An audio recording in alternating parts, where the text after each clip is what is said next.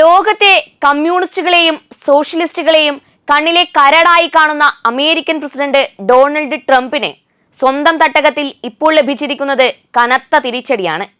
കമ്മ്യൂണിസ്റ്റുകാരനായ Latin American രാജ്യമായ വെനസ്വേലയുടെ president Nicolas മഡൂറോയെ വധിച്ച് അവിടുത്തെ ചുവപ്പ് ഭരണം അട്ടിമറിക്കാൻ ശ്രമിച്ച ട്രംപ് ഭരണകൂടത്തെ ഭയപ്പെടുത്തിക്കൊണ്ട് അമേരിക്കയുടെ ഏറ്റവും വലിയ നഗരമായ ന്യൂയോർക്കിന്റെ മേയറായി സൊഹ്റാൻ മംദാനി തെരഞ്ഞെടുക്കപ്പെട്ടിരിക്കുകയാണ്. ഇത് ലോകത്തെ സോഷ്യലിസ്റ്റ് ചേരികളെ സംബന്ധിച്ച് വലിയ ആവേശം പകരുന്ന കാഴ്ചയാണ്. മുതലാളിത്ത രാജ്യമായ അമേരിക്കയുടെ മാറുന്ന മുഖത്തിന്റെ ഒരു തുടക്കമായും ഈ വിജയത്തെ നമുക്ക് വിശേഷിപ്പിക്കാവുന്നതാണ്.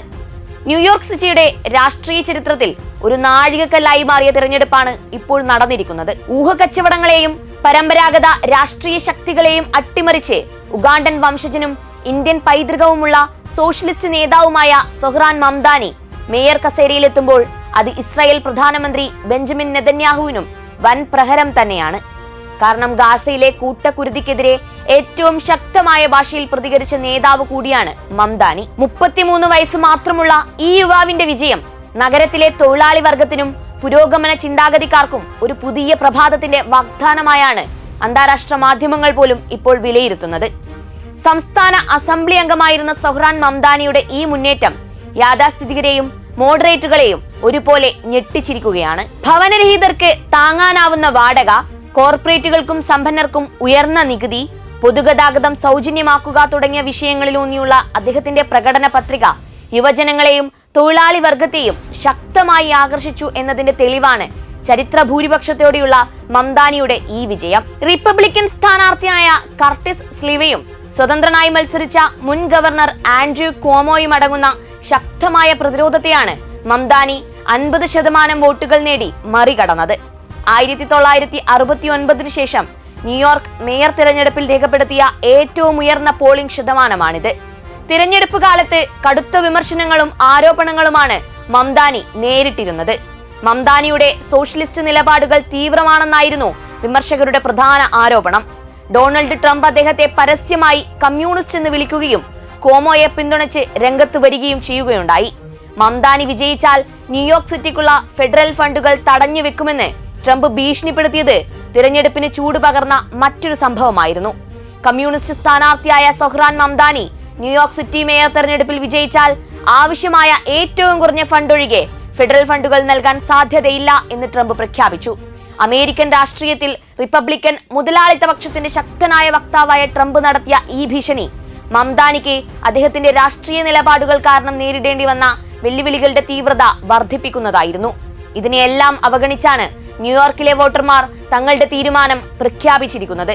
പരാജയം സംബന്ധിച്ച ആൻഡ്രൂ ക്വോമോ ആവട്ടെ മംദാനിയുടെ അജണ്ടയെ പിന്തുണയ്ക്കാൻ ഏകദേശം പകുതിയോളം ന്യൂയോർക്കുകാർ വോട്ട് ചെയ്തിട്ടില്ലെന്നും വരുന്ന ഭരണത്തിന്മേൽ ശ്രദ്ധ ചെലുത്തുമെന്നും പ്രഖ്യാപിച്ചു.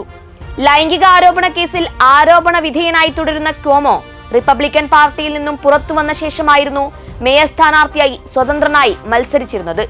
ക്വോമോയെ പരസ്യമായി പിന്തുണച്ച് ട്രംപും രംഗത്ത് വന്നിരുന്നു. പക്ഷേ ഫലമുണ്ടായില്ല എന്ന് മാത്രമല്ല, ട്രംപിന്റെ രാഷ്ട്രീയ ജീവിതത്തിൽ നേരിട്ട വലിയ തിരിച്ചടികളിലൊന്നായി കാലം മംദാനിയുടെ ഈ തിളക്കമാർന്ന വിജയത്തെ രേഖപ്പെടുത്തുമെന്ന കാര്യത്തിലും യാതൊരു സംശയവുമില്ല. മംദാനിയുടെ പത്തര മാറ്റുള്ള വിജയം അദ്ദേഹത്തെ ന്യൂയോർക്ക് സിറ്റിയുടെ ആദ്യത്തെ ഇന്ത്യൻ അമേരിക്കൻ മേയർ, ആദ്യത്തെ മുസ്ലിം മേയർ, ഏറ്റവും പ്രായം കുറഞ്ഞ മേയർ തുടങ്ങിയ പദവികൾക്ക് കൂടി അർഹനാക്കുന്നുണ്ട്. മംദാനിയുടെ പത്തര മാറ്റുള്ള വിജയം അദ്ദേഹത്തെ ന്യൂയോർക്ക് സിറ്റിയുടെ ആദ്യത്തെ ഇന്ത്യൻ അമേരിക്കൻ മേയർ, ആദ്യത്തെ മുസ്ലിം മേയർ, ഏറ്റവും പ്രായം കുറഞ്ഞ മേയർ തുടങ്ങിയ പദവികൾക്ക് കൂടി അർഹനാക്കുന്നുണ്ട്. മംദാനിയുടെ മാതാവ് പ്രശസ്ത ഇന്ത്യൻ ചലച്ചിത്ര സംവിധായികയായ മീര നായരാണ്. പിതാവ് പ്രമുഖ ഉഗാണ്ടൻ അക്കാദമിഷ്യനായ മഹ്മൂദ് മംദാനി. അദ്ദേഹം മുംബൈയിൽ ജനിച്ചയാളാണ്. ഈ നിലയ്ക്ക് മംദാനിയുടെ വേരുകൾ ഇന്ത്യയിലേക്കും നീളുന്നുണ്ട്. അദ്ദേഹം തന്നെ തന്റെ മാതൃകുടുംബത്തിന്റെ ഹിന്ദു പൈതൃകത്തെക്കുറിച്ച് സംസാരിക്കുകയും പ്രചാരണ സമയത്ത് ക്ഷേത്രങ്ങൾ സന്ദർശിക്കുകയും ചെയ്തിരുന്നു. ഇന്ത്യൻ വംശജരെ ആകർഷിക്കുന്നതിനായി അദ്ദേഹം ചില പ്രചാരണ വീഡിയോകളിൽ ബോളിവുഡ് ശൈലികളും ഹിന്ദി സംഭാഷണങ്ങളും ഉപയോഗിച്ചതും ശ്രദ്ധേയമായിരുന്നു. എങ്കിലും ഇന്ത്യയുമായുള്ള അദ്ദേഹത്തിന്റെ ബന്ധം രാഷ്ട്രീയമായി എപ്പോഴും സുഗമമായിരുന്നില്ല.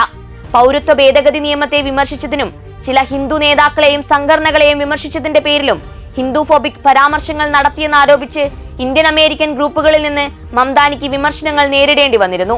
ഇത്തരം വിവാദങ്ങൾക്കിടയിലും തന്റെ ക്യാമ്പയിൻ എല്ലാ ന്യൂയോർക്കുകാർക്കും വേണ്ടിയുള്ളതാണെന്ന് അദ്ദേഹം പ്രഖ്യാപിച്ചു. മംദാനിയുടെ പ്രസംഗം തൊഴിലാളി വർഗത്തെ അഭിസംബോധന ചെയ്തുകൊണ്ടായിരുന്നു.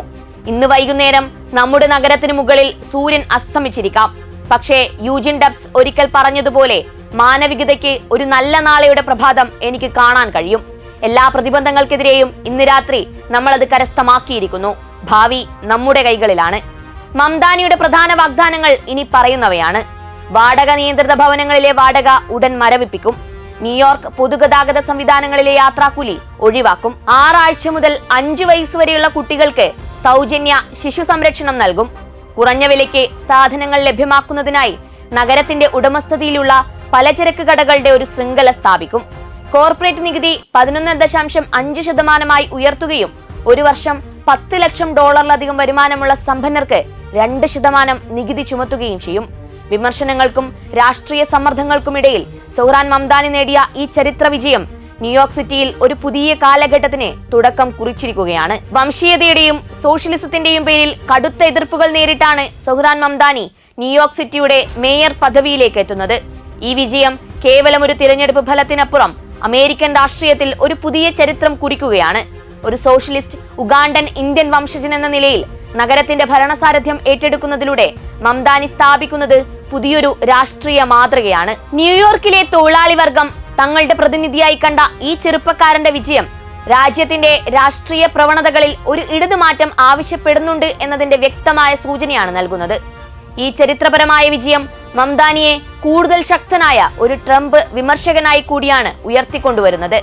ഫെഡറൽ ഫണ്ട് നിഷേധിക്കുമെന്ന ഡൊണാൾഡ് ട്രംപിന്റെ ഭീഷണി ഈ 2 ശക്തരായ രാഷ്ട്രീയ നേതാക്കൾ തമ്മിലുള്ള ഏറ്റുമുട്ടൽ തുടങ്ങിക്കഴിഞ്ഞു എന്നതിന്റെ വ്യക്തമായ സൂചനയാണ്. വരും വർഷങ്ങളിൽ റിപ്പബ്ലിക്കൻ യാഥാസ്ഥിതികതയുടെ പ്രതീകമായ ട്രംപും പുരോഗമനപരമായ സോഷ്യലിസത്തിന്റെ പ്രതീകമായ മംദാനിയും തമ്മിലുള്ള ഈ പോരാട്ടം ശ്രദ്ധേയമാകും.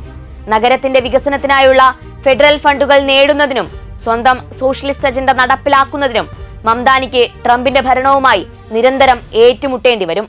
ന്യൂയോർക്കിന്റെ രാഷ്ട്രീയ ഭാവി തീരുമാനിക്കുന്നതിൽ നിർണായകമാവുക ഈ പോരാട്ടമായിരിക്കും. ന്യൂയോർക്കിന്റെ ചരിത്രത്തിൽ മായാത്ത ഒരധ്യായമായി മംദാനിയുടെ ഭരണകാലം മാറുമോ എന്നത് കാത്തിരുന്നു കാണാം.